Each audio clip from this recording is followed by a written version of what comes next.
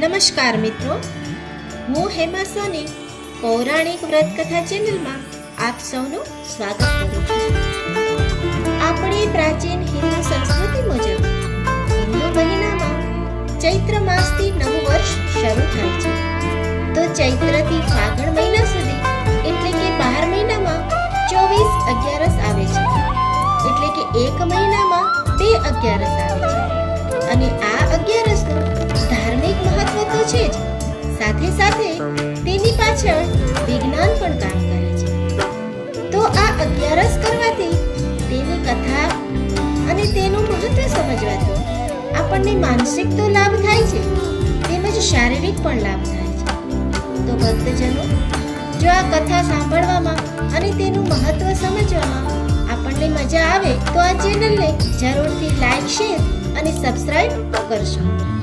એક સમયે ધર્મરાજા યુધિષ્ઠિર શ્રી કૃષ્ણ ભગવાનને પૂછ્યા કરતા કહે છે કે હે પ્રભુ, વૈશાખ કૃષ્ણ અગિયારસનું નામ શું અને તેનો મહિમા શું?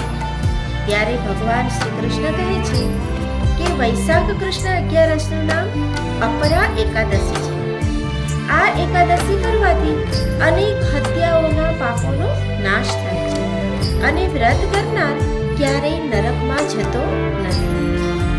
જેવી રીતે કાર્તક માસમાં પુષ્કરમાં સ્નાન કરવાથી ફળ મળે, ગંગા કિનારે પિંડદાન દેવાથી, સિંહના ગુરુમાં ગોમતી કે ગોદાવરીમાં સ્નાન કરવાથી ફળ મળે, કુંભના ગુરુમાં કે કેદારનાથ, બદ્રીનાથ તથા બદ્રીનારાયણના દર્શન કરવાથી, અથવા તો સૂર્યગ્રહણમાં કુરુક્ષેત્રમાં પુણ્ય કરવાથી, યજ્ઞમાં હાથી ઘોડા અને સુવર્ણનું દાન દેવાથી, તેમજ અર્ધસુત ગાયને પૃથ્વીનું દાન દેવાથી જે ફળ મળે છે તે સર્વે ફળ આ અપરા એકાદશીના વ્રત થકી મળે છે.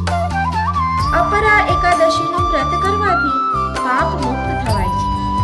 આ વ્રત પાપરૂપી અંધકારનો નાશ કરવા, સૂર્ય સંદેશ અને પાપરૂપી હરણને મારવામાં સિદ્ધ છે. આ વ્રત ન કરનારનો જન્મ નિરર્થક થાય છે. અપરા એકાદશીના દિવસે ઉપવાસ કરી ભગવાન ત્રિવિક્રમનું પૂજન કરવું જોઈએ. આમ કરવાથી માનવ સર્વ પાપથી મુક્ત થઈ વિષ્ણુ લોકને પામે છે. ઇતિ શ્રી સ્કંદ પુરાણે વૈશાખ કૃષ્ણ પક્ષે અપરા એકાદશી સંપૂર્ણ. શ્રી ગણેશાય નમઃ.